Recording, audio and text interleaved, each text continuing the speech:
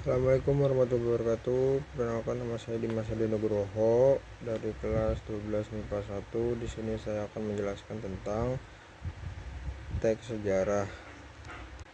Pengertian teks sejarah. Teks cerita sejarah adalah teks yang memuat penjelasan peristiwa di masa lalu, latar belakang terjadi peristiwa besar, asal-usul hal yang memiliki nilai sejarah, perkembangan sejarah suatu hal.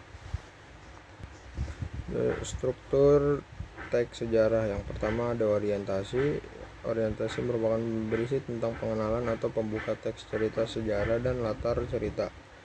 Yang kedua, urutan peristiwa.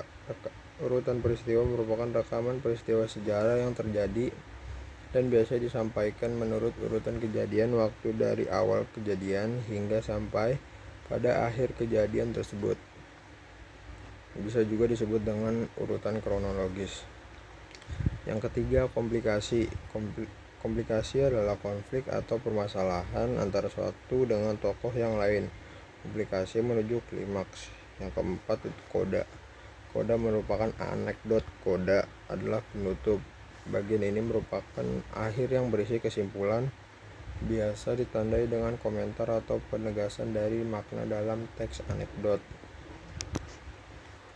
Contoh orientasi. Ini contoh orientasinya. Si Pitung adalah seorang bandit abad ke-19 di Batavia, Hindia Belanda, atau yang disebut sekarang Jakarta. Sepak terjangnya telah menciptakan berbagai legenda tentang riwayat hidup, petualangan, dan kematiannya.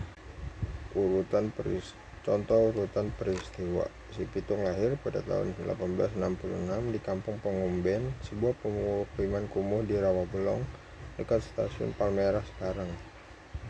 Putra keempat pasangan Bang Piung dan Mbak Pina ini bernama asli Solihun. Menurut riwayat lisan, dijulukan si Pitung berasal dari frasa Jawa Pituan Pitulung yang berarti 7 sakawan tolong menolong. Semasa kanak-kanak, Solihun berguru di pesantren Haji Naipin, tempat ia diajari mengaji, dilatih pencaksilat, dan dibiasakan untuk selalu waspada terhadap keadaan sekitarnya.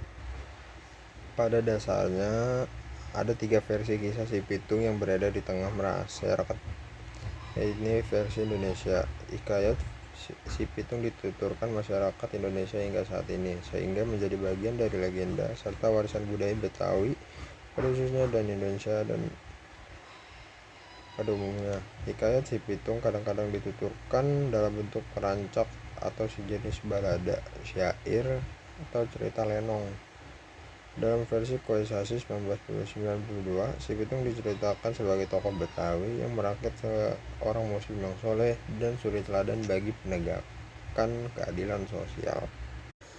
Contoh komplikasi. Contoh komplikasinya nih, si Pitung ialah orang yang dikenal sebagai Robin Hood Indonesia atau Betawi. Dia mencuri tetapi untuk menolong orang yang menderita. Walaupun begitu, pihak berwenang tidak memberikan toleransi. Orang yang bersalah harus dihukum setimpal. Pada dasarnya, si Pitung adalah cerminan pemberontakan sosial dari orang Betawi terhadap para penguasa pada saat itu, ya Belanda.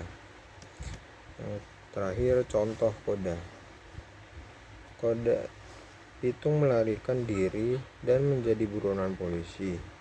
Keluarganya pun menjadi sasaran pencarian si Pitung. Haji Naipin dipaksa untuk memberikan kelemahan si Pitung, yaitu dilempari telur busuk.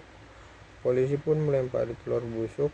Pada saat itu si Pitung sudah tidak berdaya. Polisi pun langsung menembak si Pitung dan akhirnya tewas.